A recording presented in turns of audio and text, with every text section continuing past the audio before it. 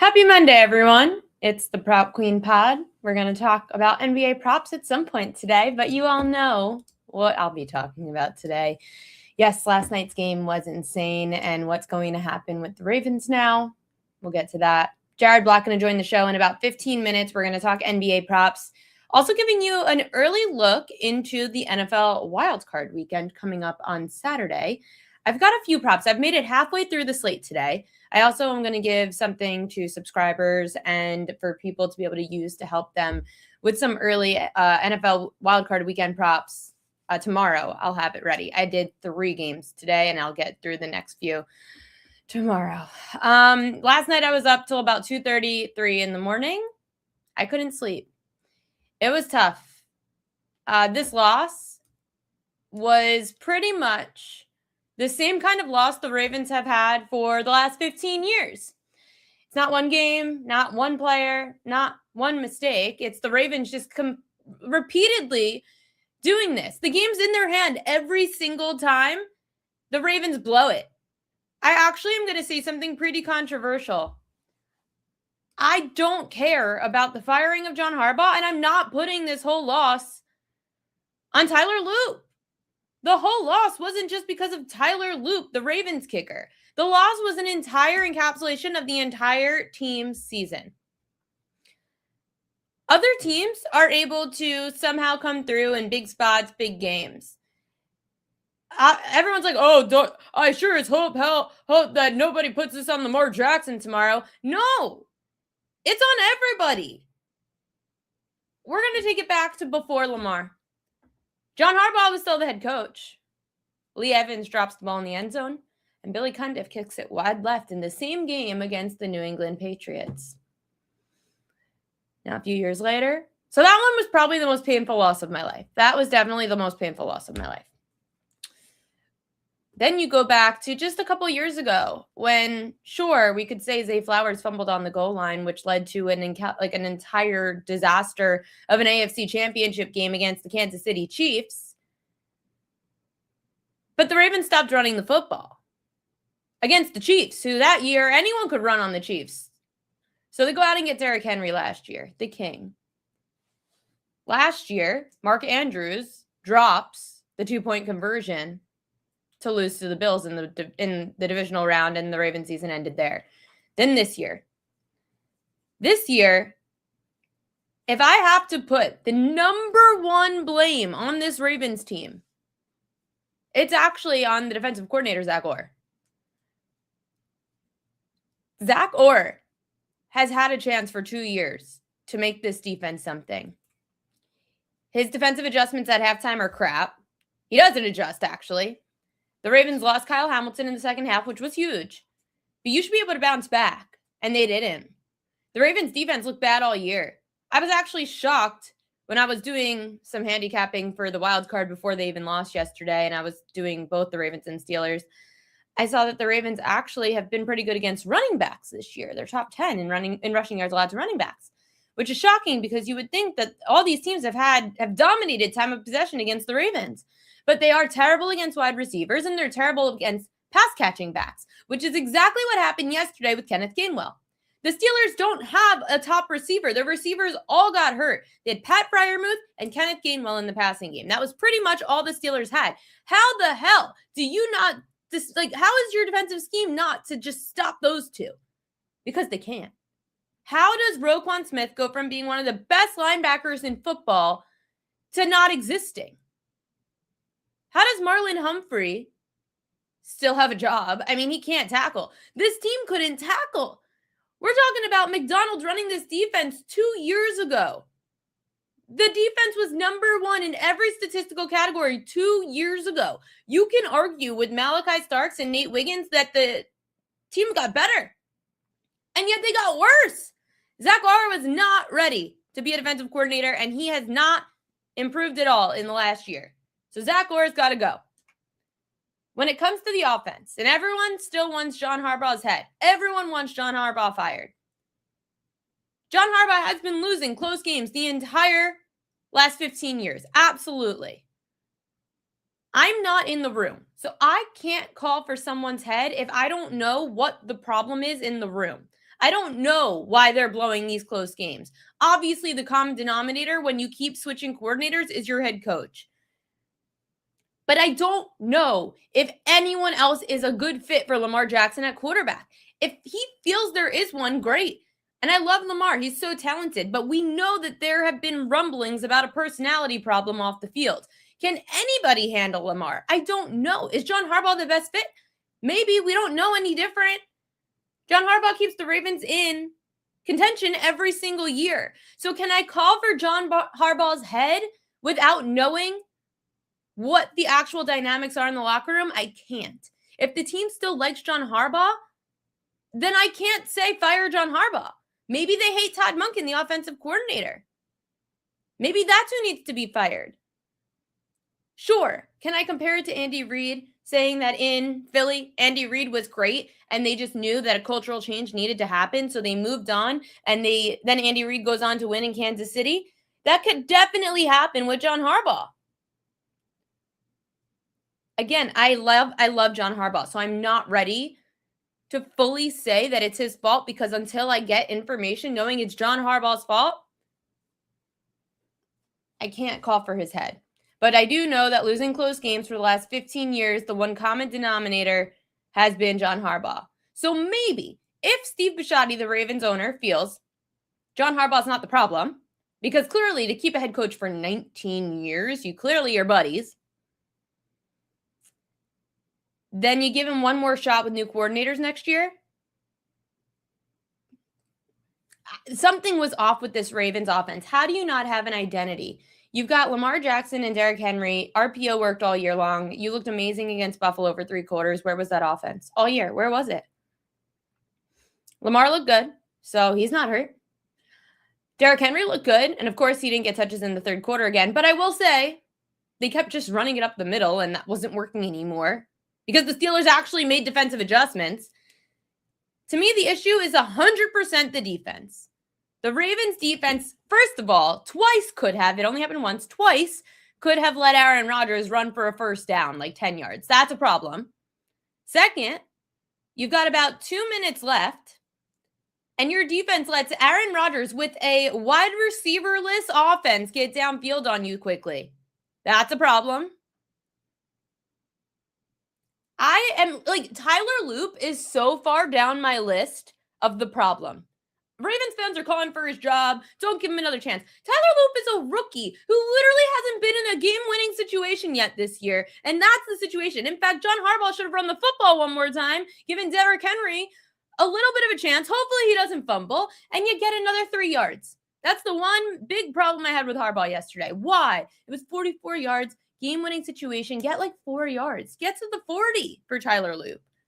Why not run the football one more freaking time?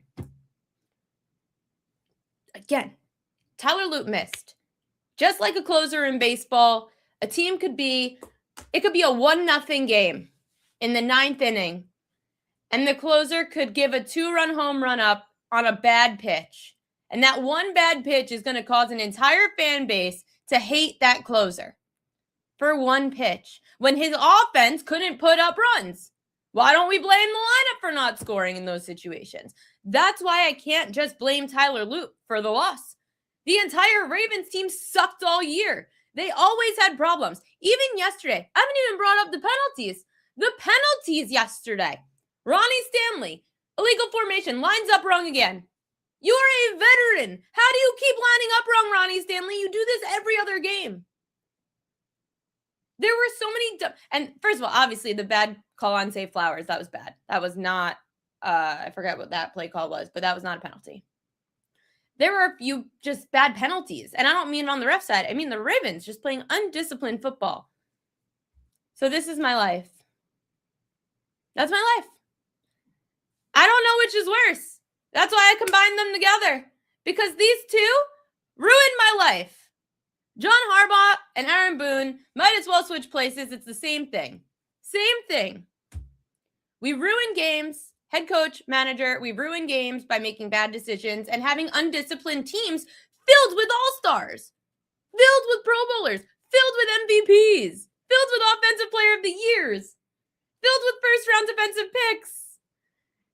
It's mind-boggling that this Ravens team was a Super Bowl contender preseason, a Super Bowl contender the last few years, and that's what they looked like this year. All year. Heartbreak after heartbreak after heartbreak. And we know that there were already 3 head coaches fired today on Red Monday. Raheem Morris of Atlanta, Pete Carroll of Vegas, and Kevin Stefanski of the Cleveland Browns. Do I think John Harbaugh is going to be added to that mix? I really don't know. I would kind of be upset if he did get fired because I do love John Harbaugh. Is it time for a change in Baltimore? Maybe. But does that also put the Ravens a little bit behind next year if that head coach is not a good fit? Maybe. I mean, that's a whole system overhaul. Like maybe you fire your coordinators, leave Harbaugh one more year. If they suck again next year like this, then you fire Harbaugh but leave the coordinators so at least it's not a full overload of a change going into next season. That's a lot of change. I don't know who the next best fit would be for the Ravens. I don't know if there's someone better than John Harbaugh. I'm sure in Philly they didn't feel like they could find someone better than Andy Reid. Sometimes you have to take the risk to get the better reward. That might be what the Ravens have to do by just getting rid of everyone in the front office. But the problem I really think the Ravens have, they don't have a leader. I was talking to a good friend of mine in Baltimore. I'm not going to disclose who it is because he does have a decent following. He agreed with me. There's not a leader on this team. Lamar, and he's close to the team. So he was saying Lamar doesn't like to lead vocally. He likes to lead by with his play on the field. Linderbaum's kind of the same thing. The center, he just kind of likes to lead through his play on the field, not vocally.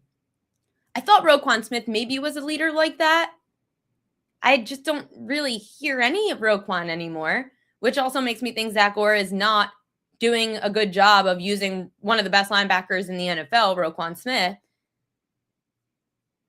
Maybe Kyle Hamilton has the biggest voice, but they all kind of feel like they joke around. And it's fun, obviously, to have fun, and they always show the Marlon Humphrey videos after games like the last few years, but they always seem to just be laughing. Even after a loss, they're smiling and laughing. When you used to see Ray Lewis after a loss, he was on the field nearly in tears.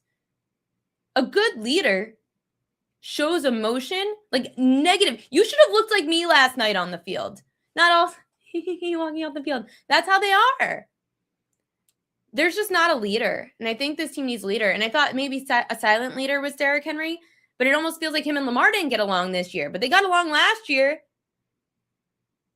The offense needs a leader. They need an identity. The defense needs a leader, and maybe it's Roquan and we just don't know it, but all around on the team, I don't feel like anyone's leading the Ravens from a player perspective. They need another role model. They need another, I don't know who that is. Maybe, I don't know, but the whole team is to blame. I'm going to bring on Jared Block, who's happy his team is still alive. Jared Block from Trinity Analytics, props.cash. Happy Monday. Happy Red Monday. And congrats, your Packers get to play the Bears again. Yeah, right. Third time's a charm, hopefully. Season's still alive, at least until Saturday. So yeah, and I think your mic might be off. I hear it's more like a computer noise. I know you always have a great mic, so I just wanted to see. Hold on. There. Oh, that's better. There we go. That sounds like a radio star. I got a new setup, so we're slowly adjusting. Fancy. New setup for the playoffs? Yeah, and for baseball season. We are 7 weeks away. Oh, I can't wait. Even though, did you like my picture that I was showing? Yes, I was in here when you were looking at that, so they are the exact same person. It is uncanny. Isn't it scary that that's my two teams? Yes, very much so. I had a moment that was similar to this several years ago. It was when the Green Bay Packers let go of Mike McCarthy. Yeah. And it was something similar to where they'd always get close and then they could never finish the job. Now they had a Super Bowl out of it, which I guess is a little bit different in this situation. But it's very, very clear that when the quarterback and the head coach are completely separated, there were reports coming out this week that Lamar doesn't want to be there anymore. Yeah, when it comes to that kind of stuff, the change can be good. It can be scary, and lucky for the Packers, Matt LaFleur is really solid. But then it only takes a couple of years for that to turn back around in your face anyway. So Right. yeah, it'll be And weird. It'll be this weird. year, you guys are back in the playoffs. You do have to go to Chicago to face the Bears. Third time's a charm, maybe. How much are you staking on the Packers and LaFleur and Jordan Love, and how confident you are in them on this game? Well, I think it was very good for Jordan to, rest up for 2 weeks. I'm always on the the rest versus rust stuff. I'd rather have people playing. I think it's more of a baseball thing than it is a football thing. I'd rather have these guys get healthier for another week or so. Uh, I'm really curious to see if Roma Dunze is going to play for the Bears. That's a big one. We'll see if the guys on the defensive side can get healthy for Chicago too. I mean, the Packers have had 15 guys on IR, and you saw how obviously last week didn't. Last week was like just like a a preseason game at best. Whereas you look at the week before, and you look at the last month of football, and the Packers are a bottom 5 run defense. And I feel like if you're going to go into Chicago and try to face a team that can run the ball extremely well in a multitude of areas, I'm trying to remain optimistic, but the data and the stats in my head say Green Bay. I don't really understand why they are favored right now. Are they still favored? They opened as a 1-point favorite. Actually, it's funny because I saw Chicago minus 1.5, and then the lines disappeared. This was before the even game last night started. So I snapshotted the lines right after the mid-afternoon slate, and the Bears were minus 1.5. Then the numbers came back out after FanDuel pulled their lines. I was just referring to FanDuel lines, and it came out with the Bears as 1.5-point home dogs, and they still are 1.5-point home dogs. So I'm just curious then, is that you think because of injury updates that maybe they make the Packers, like I feel like that should have been baked in the line. I'm not really sure. Something tells me that that's like another, I don't know. Clearly the Ravens were 3.5 to 4.5-point favorites yesterday in Pittsburgh. It means nothing anymore. But, yeah. Well, okay. So you would say Bears, maybe even you could put the Bears in a teaser. I think so. I think by the time Friday night hits, I think we'll see Chicago as like a 2-point favorite. It's always really hard to figure out when you've got two teams, divisional matchup. They already faced each other twice in the regular season. For props, how are you going to handicap this game? Is it going to be different? What's the different approach?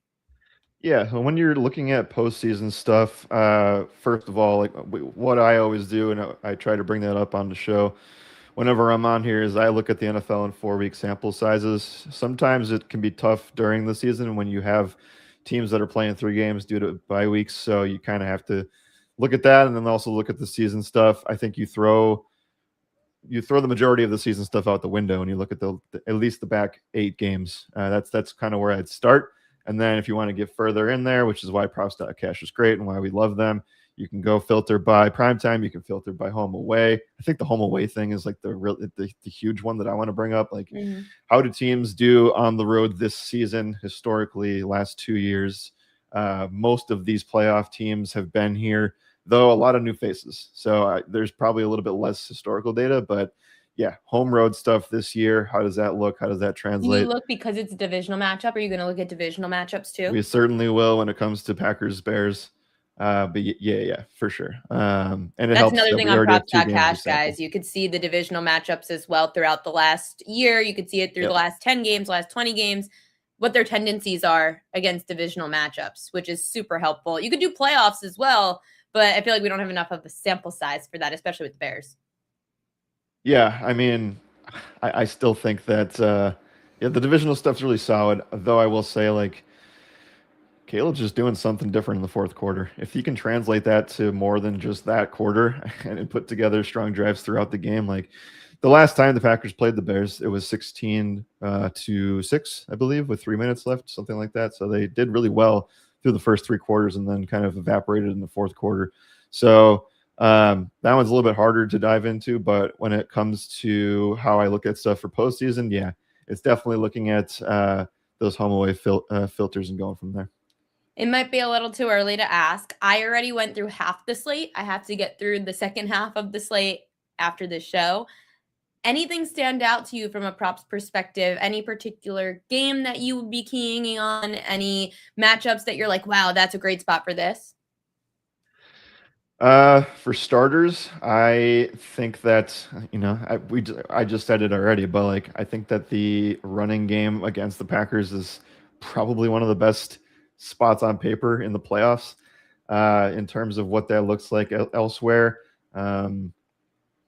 This is a really, really bad spot for like Carolina in general. I'm not really going to dive too far into that. Most people would know and say that. But yeah, I think that you're looking at that. You're also looking at tight ends against the Steelers. So that could be something to look at as well. I know it didn't come through last night for Andrews or Likely, but because Zay Flowers had the big game. That to me was weird because when we looked at historical stuff, like the Steelers were a middling group against wide receivers. They had a brief stint during the middle of the year where they were getting demolished by wide receivers, and then that slowly filtered into tight ends, but it didn't come to fruition last night. So if you're looking at that, I would say tight ends against Pittsburgh is certainly one to look out for. And then like we have so many tight ends against the Bills and the Eagles. Right, exactly. Yeah. And those have held pretty much the entire year. Philly and Buffalo have been like top 5 against the tight end the entire year. So I'm looking at that. How about how much the Rams have been struggling against wide receivers this year? Yeah. And, is that for me, like if you're going to break that down, is that more of LA's offense is just really, really good and you're forced to throw against them to catch up? Or are they actually bad? And I think it's a mixture of the two, a combination of the two. We saw, and in my flag plant, my favorite play of yesterday's card was Michael Wilson, who ended up getting that 45-yard touchdown against the Rams. So maybe that is a weakness we can exploit. Yeah, I was looking at some Tito McMillian, like maybe just the longest reception. I don't like wide receiver props. You could tell me your thoughts. Whenever I see a defense struggles against wide receivers, for the most part, I'd rather just bank on blown coverage, one play for one or the two deep threats on the opposing side. How about you? Yeah, I can get behind some wide receiver stuff when it all lines up perfectly. Sometimes the best way to do this, and the way I think a perfect example of this is 2 specific QBs in the postseason. Sometimes the better position to take is just backing the quarterback, whether that's longest reception or passing yards in general, pass attempts in general. You had a perfect situation there between for the Jaguars and for the Chargers, where there's a lot of mouths to feed. Sometimes it's, you expect Ladd to pop on a lot of spots, and then it's Quentin Johnston, or, Brian Thomas was the guy that turned into Jacoby Myers, and now it's Parker Washington, though he is hurt now. But you see what I'm saying? Like you can say that the wide receiver spots are really good, and then it goes to the wrong guy, though the quarterback still does extremely well. So that's something to look at there for those two teams. The guy that's coming in with the longest pass pass streak is Justin Herbert. There's only one guy that's done that in these current markets heading into the postseason. Justin Herbert's completed a 36-yard pass in 4 straight. I was on, and I think a good chunk of the industry was on that Trevor Lawrence longest pass too, because that was the big trend coming into the weekend, and his spot against Tennessee was awesome. He fell short of that, but Lawrence has completed a 28-yard pass in 7 straight games, and hopefully Parker Washington is healthy, because that, if he is not, then that hurts this prop a little bit. But yeah, I think it's a solid spot for him. Did you see? It's going to circle around probably a little bit more here, but I just saw a screen cap from someone on X about the Simpsons predicting the Jaguars-Bills game. Oh, no. What did they say? So obviously, for those who don't know, the Simpsons over the years have been scarily good at getting things in the future right. And it was a show from last year, so it wasn't even that recent. and it was And it was a playoff game or just a game? It was a playoff game, Jaguars Bills, and the Jaguars were up 25-0. So I guess we'll see how that adds up. But yeah, well, I mean, Craig Abel said, "Do you believe the Bills should be favored over Jacksonville?" I don't, though. I will say, like, look, you can make a case whenever Josh Allen's on your team that you have a good shot at winning. I just don't like Jacksonville. I think it's a hard matchup because when you look at how well James Cook's run on the ground for the last, especially on the road, he's averaging over like 120 rushing yards a game on the road this year. Now you got to face the best run D in the NFL, the Jacksonville Jaguars. Just doesn't feel like, I mean, obviously the Jaguars' problem is against the pass. They're bottom 10 against the pass. The Bills have been good because they've been running the football real well too. Yeah, Jaguars have been an awesome run defense this year, and if we've seen this before, we've seen the story before. If Buffalo can't run the football effectively, it is very similar to the Ravens. Like if they can't run, they can't keep up. So we'll see how it does. Like and we've seen this before where the Bills have won this kind of game. We saw it against the Patriots the second time around where they fell behind immediately and then couldn't run the football, and then Josh Allen did heroics and they won the game. So that can always happen, but I don't know. Like people are saying that, no Mahomes, no Burrow, like this is the Bills' chance. I think Jacksonville's got a lot to say about that. Yeah, Jacksonville in the playoffs, their defense always finds a way, even when they did. I think it was that game against the Steelers. They ended up beating Pittsburgh years ago. The Duval and that whole crazy Jacksonville, the whole Jacksonville great defense that year. I was looking at like a lot of these matchups where you've got some teams with experience, some don't. Rams, you've got Matt Stafford up against Bryce Young, who first playoff go around. Even you could say Chargers with Justin Herbert up against the Patriots with Drake May. Do you care so much about these matchups with experience versus inexperienced quarterback? Well, it certainly helps, right? I do think that, and they mentioned this on the broadcast last night, that every, I forgot what the days were, but like 2 times a week, Rodgers would have the skill players over to run hand signals and do film and stuff. And you saw when they had their success last night, it was mainly due to not going under center and just going no huddle in the shotgun. And that seemed to produce a lot of stuff. And, these hand signals, these the experience of running a 2-minute offense, all of that stuff is extremely important when it comes to postseason play. So, yeah, I do think you got an edge on that sort of angle. If your offensive line is also playoff, it has been in the playoffs, I think that helps too. So it pains me to say it, but the guy or the team that actually sets up decently well to make another run is the Philadelphia Eagles, who have looked pretty dang good the last couple of weeks. So yeah, I know that they yesterday didn't matter whatsoever, but I do think that they have one of the best defenses in football. And I think that can carry them, even if the offense is rather middling, though. Yeah, it pains me to say it, but they have a really good path to go back to the title. We've got NBA action tonight. I know the wild card isn't until this weekend. People could start getting in early because those props are going to move. So try to handicap the props as best you can. I'm going to give you guys a cheat sheet tomorrow. This way it helps you guys. But Jared gave really good advice to how he handicaps differently NFL wildcard, NFL playoffs from the regular season. But we've got NBA regular season tonight. Jared messages me. He goes, "It's a 3-point night in the NBA." I said, "Oh, crap. I'm out. Nope, no NBA for me tonight if that's all we like tonight." I'm just kidding, though. Derek White 3 is why. Yeah, it is that kind of a night. I do think that this spot against the Bulls is rather intriguing. They've done well in limiting above the break 3 scoring recently, has Chicago, but over the last month, that number jumps from the 6th most above the break 3s allowed, 7th most corner 3s. They're also getting smashed in the restricted area, which is right under the basket there for those who don't know. So with that said, Derek White ranks 4th in the NBA from above the break over the last 30 days, 3.6 field goals made on average. He's taking 10 shots there a game. So I do like how that lines up. Boston is tricky whenever you're trying to target them. They have a lot of guys that can shoot threes, and you gotta have to just find the guy that's doing the best in the smaller sample that's trustworthy. And right now, that is Derek White. The Hornets are on the road at OKC, catching 15.5, 8 p.m. Eastern, 235.5 is the total. How come Hornets 3-point shooters is what you're eyeing?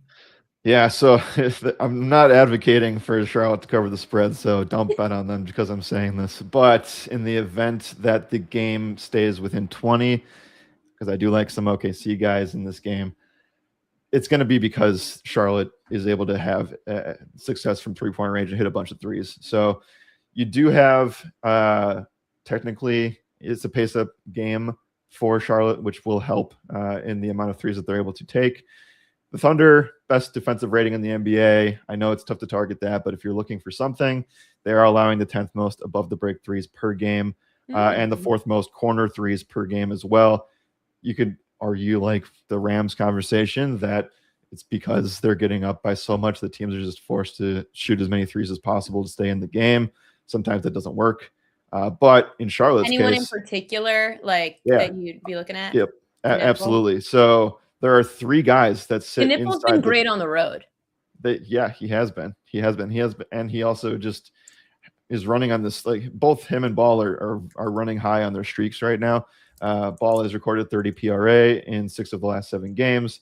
Knipple has scored 17 points and has hit 3+ threes in 9 of the last 10. So when these guys get going, they're chucking. So LaMelo ranks 2nd in the NBA from above the break in the last 30 days. Knipple ranks 9th, and Brandon Miller ranks 12th. They're all averaging right around 3 threes a game. LaMelo's up at 4 as well. So yeah, between the 3 of them, they're making, let's see, roughly 11 to 13 threes a game, and they're taking about 25. So if that goes up a little bit more today, like if they can hit 15+ threes as a group, I know that sounds a lot, but Knipple's been doing it, and he's had, his ceiling is sitting at 6 right now. So I do think if there's a world, what's his here, prop? 3.5. Yeah, 3.5. So it's priced correctly. It's priced correctly, but with that said, it's a good spot for it. And if Charlotte finds a way to keep it within 20, it's because these guys are hitting threes. Yeah, I don't mind that. I loved I had a few Knipple props earlier on the road. It was the only place I was betting him. You see it on props.cash. His road home splits are different, but I definitely love Knipple threes. Portland, they've got a great matchup. The Utah Jazz have sucked. Their perimeter defense has sucked for the last few years. So it makes sense. Portland at home, their 3-point shooters are the ones you'd target. Who in particular? Yeah, they've been systematically one of the worst 3-point defenses in like the last 5 years, and they're sitting there again. It's a really, really nice spot for Portland. The problem is that I'm having a hard time finding exactly guys that can actually smash in this game. You find, I'm going to pull it up on my end right now, but there's not really like a standout guy from 3-point range. If you look over the last month, you got Tamani Kamara, who's averaging around 2.5 makes. Caleb Love was sitting in that angle for a while. Denny Avdia, not really a 3-point shooter. He's more of a drive/kick guy. But if you look over the last 7 games, so around 2 to 2.5 weeks, Caleb Love finds himself in the top 10 in terms of above the break scoring. And you've seen that with a jump of minutes. The problem is that a lot of books just aren't pricing Caleb Love right now, just because, one, it might be still a little bit early in the day. Number 2, we do have Jeremy Grant out news, so that's good. But 3, I don't really know how often they're willing to put this out there, because it is kind of a sharp market. So it's a really, really good spot for Caleb Love, who appears he is closing right now with this team. He's averaged 25 minutes in the last 7 or 8 games in a row. And you've seen him kind of take this next jump a little bit. So he's a guy to keep an eye on, is Caleb Love. So I'd pay attention to him more, especially if he's going to start closing in these games, which he is. Question from the chat. Quickly over 2.5 threes at plus money. What do you think? Yeah, I do like the 3-point scoring spot for the Raptors. RJ being back in the mix is throwing a little things out of loop a little bit, but I do think that quickly can take advantage of that. He'd be the only 3-point scoring guy I'd look at on that side. How about Keontae George 4+ threes? Portland's not like a super bad defense against above the break stuff, but I do like George here. I think that he's if he wasn't on such a bad team, like we could be looking at, like, I like Keontae a lot. So I know he had come back down to earth a little bit from a peripheral angle, but the scoring has been just nails the last like 2 weeks. So yeah, if you want to take Keontae, I'm not going to fault you for it. Jay Main said he has this trend. Sharp under 24.5 points, has been under in 6 of the last 7. Yeah, I think I touched on that in my list too. He's fallen under 33 PRA 8 of the last 9 as well. So he's losing his role a little bit. And that is with, like, they've had consistently 5+ guys out for like 2 months now. And then Jeremy Grant's missing games too. So not great for Shaden. Maybe it's more of a market thing. Maybe they're just pricing him to a mark that they think that he can get, but it's just not getting there like 90% of the time. So yeah, he's definitely losing usage. Last question from me. Survivor. Kelly and I have our Survivor pool. So who would you pick for Survivor in the wild card of the NFL playoffs this week? Oh, Survivor. Okay. Wild card's always been tough since they moved to this new format a couple of years back. I'm looking at it now. I'm going to get everybody's Survivor pick this week. And you should join Kelly and I's contest on Splash Sports. This is maybe a premature take, but I think I would feel, because again, you're looking for, you can't use the same team, right? So yeah, like you can't choose someone you think might win the Super Bowl. Right. I think this is safe for this week because I don't know how good I feel about them rest of way, but I think a really good play this week is Houston against Pittsburgh. It's the last game of the weekend. So I think Pittsburgh rose to the occasion in a division game. Yeah, and the Ravens obviously sucks. Some questionable, like, I heard you talking about this, and I actually have a stat for you. I'm not sure if you brought it up already, but we'll get there. So many things happen, and then that one thing happens, and everybody talks about the one thing. But yes. Anyway, I think that Houston's defense is pound for pound the best in the remaining playoff teams. Denver being a close second, Philly third, somewhere in that range. So I know that Houston probably just was looking for, a way to get to the postseason. And I know that they gave up a bunch of points to Riley Leonard yesterday, but I think pound for pound, they are one of the best units. I think they can take away DK Metcalf, who will be back. And I don't think that there are many weaknesses for Houston. So I'll take them to be my Survivor pick this week. I'm sending you the link. You got to join. Come join us at Splash Sports. Yeah, send it to me. I will send you the link. Jared Block, follow him at Jared R. Block, Trinity Analytics, Props.cash. Make sure to check out the guys at Trinity Analytics, though. They're doing all this great stuff with every number that you need to help you guys win, not only in the NBA, but also going into this weekend in the NFL. Jared, thanks so much. I'll see you next week. I have one more thing to tell you, and I'm sorry that we have to end the show like this. I promise I'll make it up to you. Per OptaStats, have you seen this yet? I think so. We'll go. There have been over 60,000 field goal attempts in NFL history. Yeah, I saw. Tyler Loop's miss on Sunday night is the only one of those attempts that came as time expired in the fourth quarter in the final week of the regular season, with both teams' playoff hopes resting solely on the result of the kick. Yeah. I saw that tweet when I woke up this morning. It was very lovely. Great thing to wake up to, I know. Yeah, it was very lovely. Jared, now you have to join my Survivor pool. Thank you, Jared. See you next week. Bye. Oh, I'm going to kill him. Yes, I do have me and Kelly's. Marley, no barking, honey. No barking. I will send you guys the link right now to the Splash Sports contest. I'm going to also show you guys. This is the contest. We already have a lot of people signed up, so get in while you can because it's limited spots available.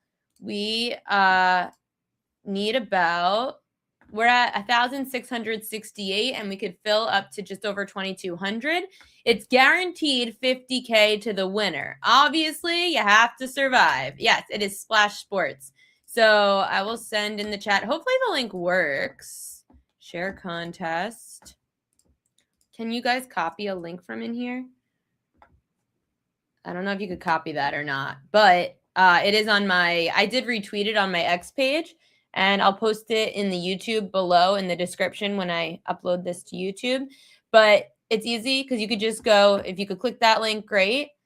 No, you can't. Oh, it's there. You can click it.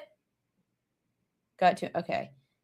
If not, it's on my X page at Ariel Epstein, or you could go to my, it's on the X page. You could see it. I retweeted it today. But if not, I will post it into the YouTube description as well when this is all posted. It's fun. You have to pick. So obviously Survivor is, you get like the one team, but it's double picks for wild card and divisional round. So double picks for wild card and divisional round. And you could have a bunch of entries. I did 5 entries, so you could have a bunch of entries, which helps. $25 to get in, $50K for the Survivor.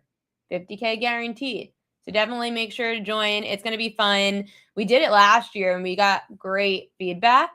So if you thought Survivor's dead, it's not. You are alive and well.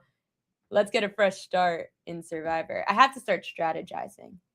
I have to. Jared said he likes Houston. I'll probably have them in one of them. Yes, yours is link and goes when you click it. Perfect. So it worked. That's great. Yeah, everyone sign up on Splash Sports. So I've got the Prop Queen Edges of the Weekend. I've been working on, and you can find it at thepropqueen.com newsletter tomorrow. I will have it posted. You go to thepropqueen.com, click newsletter, and you could subscribe. I'm also going to post it on social, so you could click a link and get it. I'm going to be posting a cheat sheet for NFL Wildcard Weekend. There are already a bunch of props posted. I've already got half the games done. I'm going to walk you through half of them now. I'll finish the slate tomorrow, and tomorrow afternoon, I'm hoping to be able to have everything out there for you guys so you can get the cheat sheet early. All premium subscribers get the cheat sheet for free. It's going through every edge in every game of every prop edge. It's going through all the props that are already out, the props we haven't even seen posted yet, so that you know to look for them. Premium subscribers, you get that for free. And then if not, then you can go and pay. I'll have it up for, you could just pay for it a one-time fee if you don't want to be a premium subscriber to the newsletter. But it's going to be helpful, especially for getting ahead of the lines super early. So let's take a look at some of those early ones. For the earlier slate of games coming up on Saturday, we've got the Rams and the Panthers as the first game. The Rams laying 10.5 with a 46.5 total. Bryce Young over pass attempts stood out the most to me. Bryce Young's averaging 32 pass attempts a game this year when facing teams bottom 10 in pass attempts allowed. The Rams are actually allowing the 7th most pass attempts per game. 59% of quarterbacks went over their pass attempt prop this year when facing the Rams. And the only reason that we haven't seen as many in the last 10 games going over is because the Rams have actually really faced nobody. Jacoby Brissett, Kirk Cousins, Baker's fine, Tyler Show, and those are the ones that went under. And then the ones that went over, Sam Darnold, Jared Goff, Jacoby Brissett, Sam Darnold, Mac Jones, they all went over against the Rams defense. So even though me and Jared were saying prior that are the Rams really that bad, or is it because they're always in the lead? Well, I think it shows you that when the bad quarterbacks are going under and the good quarterbacks are going over, kind of tells me that, sure, maybe the Rams have a lead, but the good quarterbacks are still going over. Bryce Young already faced the Rams this year. He only had 20 pass attempts against them the first time around. So don't you think it's a little crazy that the second time around, he's going to be priced at a 29.5 pass attempt prop? The book's telling you the story, and Bryce Young at home is going to be throwing the football in this game against the Rams. So we're going to take the over on 29.5 pass attempts. I also said this with Jared Block in the last segment that I was looking at Titaroa McMillan over longest reception. He had a 43-yard catch in the last game against the Rams, but he's only faced 2 defenses that are bottom 10 against wide receivers. Dallas, 19 was his longest catch, and then the Rams, 43. Both those were, the Rams game was at home. But Titaroa McMillan at home this year is averaging 23 yards per longest catch, going over in 5 of 8 home games. The Rams have allowed the 10th most receiving yards per game to wide receivers. 61% of wide receivers have gone over their longest reception prop against the Rams this season. So keep the deep threat of the Panthers, Titaroa McMillan, in mind when Bryce Young is throwing the football a lot. Packers-Bears, we talked about this a lot with Jared Block. He's a Packers fan. The line flipped. It was Bears minus 1.5 when I first, the games just ended at 4 p.m., the 4 p.m. slate just ended. and I saw the Bears-Packers game pop up. And I snapshotted the lines really quickly. Bears were minus 1.5, and then they took it down. Then everyone took the lines down. All the lines on FanDuel went down. They came back up, and the Packers were favored at minus 1.5. So they flipped it, but it's okay. So the Packers are favored now 1.5, total 47.5. What stood out to me was actually Caleb Williams under his longest rush of 12.5 yards. The Packers have been really good limiting quarterbacks in the ground game. The Packers have allowed the 5th least rushing yards per game to quarterbacks. My issue is, even though they have limited Caleb Williams before by allowing him to just have 4 rushes for 15 yards in the game in Lambeau, Caleb Williams ran for 3 rushes, 30 yards at Soldier Field against Green Bay. So then I was like, okay, let me dig deeper. Well, it turns out that against teams that are top 10 in rushing yards allowed to quarterbacks, aka limiting quarterbacks in the ground game, Williams is averaging just under 4 rush attempts, 23 rushing yards, 10 yards per longest rush. And then based on the numbers, he only had 6 and 12 yards of a longest rush against Green Bay this year. So that's still under 12.5. So maybe Green Bay is going to allow Caleb Williams to run a few times and he picks up yardage, but he won't run for much in one gain. So when you look at on props.cash, 67% of quarterbacks have gone under their longest rush prop. 71% also went under their rushing yard prop. If Caleb Williams was at Lambeau, I would have taken the under rushing yards, but because he's home and he runs more at home, I'm going to take the under on the longest rush, that the Packers are just able to contain Caleb Williams so he doesn't have a big gain. He just might have a few that add up. Trevor Lawrence, this game, the Jaguars and the Bills. Bills favored at minus 1.5 in Jacksonville, total 50.5, high total, especially for a good run D. So there's going to be a lot of passing the football. But Trevor Lawrence, the yardage might not be there. He's getting a really good pass D for the Bills. Lawrence under his passing yards. He's faced 4. Well, he's had 4 games this year against top 10 pass Ds. Chargers, Houston twice, Kansas City. In those games, averaging 188.5 passing yards a game. He didn't go over 236.5 in any of those games, actually. He has been hitting the overs at home this year, Trevor Lawrence, especially recently. But then look at who he faced. Indy, the Jets, and the Titans. Those were his last 3 home games. Buffalo's allowed the least passing yards per game, 82%. 82% of quarterbacks have gone under their passing yard prop this year when facing the Bills. So you could look to the Trevor Lawrence under. Bretton Strange, I love him. I'm so sad that this is a bad matchup for him. I mentioned it with Jared Block about fading tight ends against the Bills and the Eagles. You cannot take overs against the Bills and the Eagles when it comes to the tight end position. Those are the 2 best defenses for the last couple of years against tight ends. And unfortunately for Bretton Strange, he has to face the Bills. He faced one team top 10 against tight ends this year, and that was Houston. He actually did have a good game, 6 catches, 61 yards, but Strange is averaging 7 yards less per game at home this year. He's had 39, 54, and 52 receiving yards the last 3 weeks. So at 35.5, this number is low. It should be a 42.5 prop, around that range, and it's 35.5. It's low. Bills have allowed the least receiving yards per game to tight ends this year. 67% of tight ends have gone under their receiving yard prop. Sorry, Trae Young news. Sorry, I'll finish this and then I'll go into Trae Young. Last one, Josh Allen over 30.5 pass attempts in this game.